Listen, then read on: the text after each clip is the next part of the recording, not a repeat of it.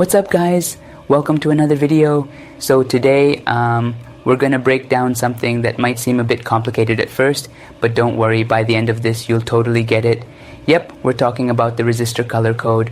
Now I know this might sound like super nerdy and all, but trust me, once you get the hang of it, it's actually pretty fun and useful. So let's dive in. Alright, before we start decoding, let's talk about why resistors even have color codes. So resistors are these tiny little components, right? And they're used to limit the flow of electrical current in circuits. But here's the thing, they're super small, so it's hard to print numbers on them. And that's where color codes come in. They're like a shorthand to help us identify the resistor's value really quickly, even if the resistor is really tiny.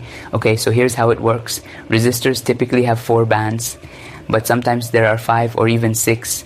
But don't worry, we'll focus on the basics for now. The first 2 bands give us the digits, so each color corresponds to a number, like black is 0, brown is 1, red is 2, and so on. The next band, that's the multiplier.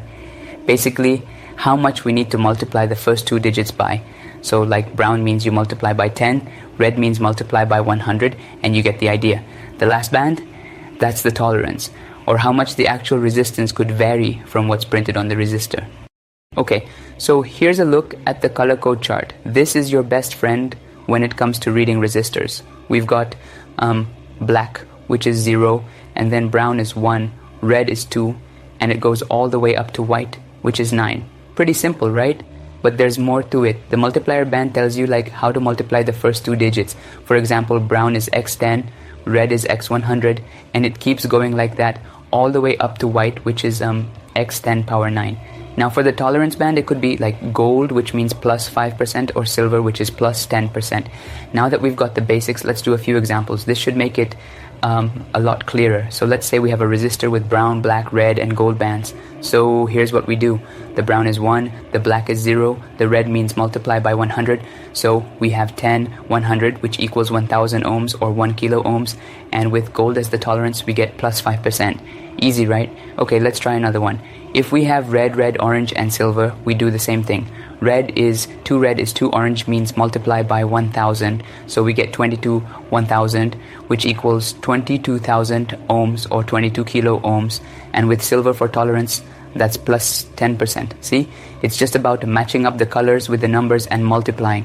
Now imagine if you had an interactive calculator where you could select the color of each band and get the value instantly. That would be so helpful, right? Well, even though we can't do that here, there are some really cool online tools that do this for you. Check out DigiKey's Resistor Color Code Calculator, or you can try the one on All About Circuits. Both are awesome and will make this whole process way easier. So now you might be thinking, okay, cool, but why do I really need to know this? Well, let me tell you, it's super important in every electronic project.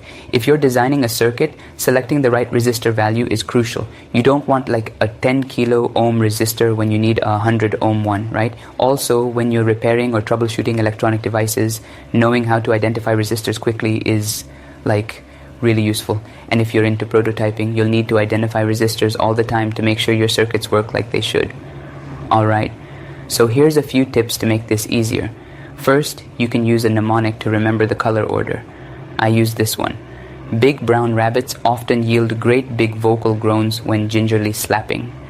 It's a little silly, but hey, it works. Also, make sure you're in good lighting when reading resistors, because some colors can look really similar, like brown and red. And if the color bands on an old resistor are faded, use a multimeter to double check the resistance value. It's a great way to avoid mistakes. Okay, so here's the key takeaway. The resistor color code is super useful once you understand it. With just a few colors and numbers, you can quickly figure out what resistor you need for your project. Just remember the color order, practice decoding a few resistors, and use online tools to help you out. You'll get the hang of it in no time. So, that's it for today. Thanks for watching. If you found this video helpful, don't forget to like, share, and follow for more tips on electronics. And if you have any questions or need more examples, drop a comment below. Happy building, and I'll catch you next time.